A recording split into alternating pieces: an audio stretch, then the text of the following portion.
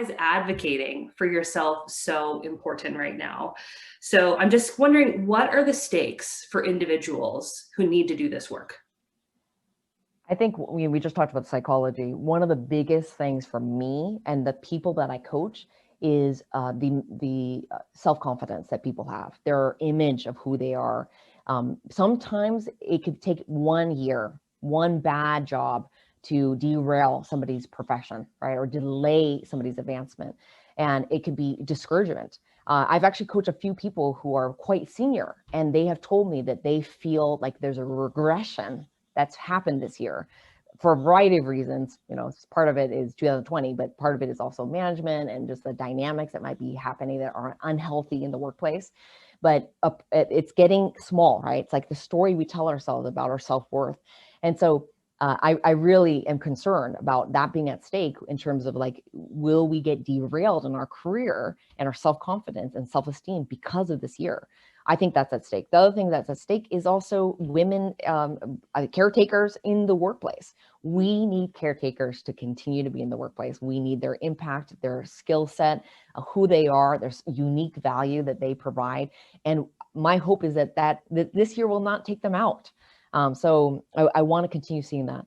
I also think that people are thinking about their families, thinking about financial provision.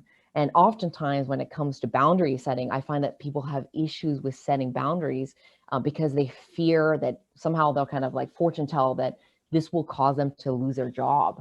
So there's a lot of fear around that as opposed to empowerment. So this fine dance. But yeah, and for you, Brea, what do you see and on an organizational level as the stakes right now? You're talking to a lot of business leaders on that level. Yeah, they're so high right now. I mean, first of all, I think about funding. So a bunch of headcount has been frozen, marketing budget has been frozen, even the way in which corporations are buying ads on which platforms has changed.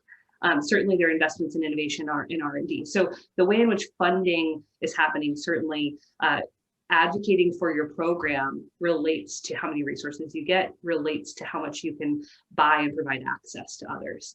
So not championing yourself or your business program for funding has major long-term implications.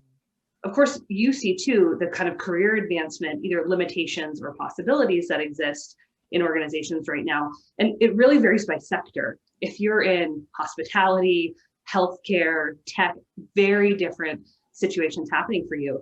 There are many tech businesses that are booming right now because they were built for these moments. And then there are lots of businesses who are really declining, almost in total standstill. And does your organization have the skills in-house to help with whatever that trajectory is? So the stakes of skilling and thinking about people is very high because we will have to survive 2020. We will have to start thinking about what talent looks like as we move into the future. One of the areas that, of course, we're very passionate about L&D. And then the other thing for community leaders and business leaders is that they still have shareholders, investors, stakeholders, team members who are expecting these timely updates and honest updates.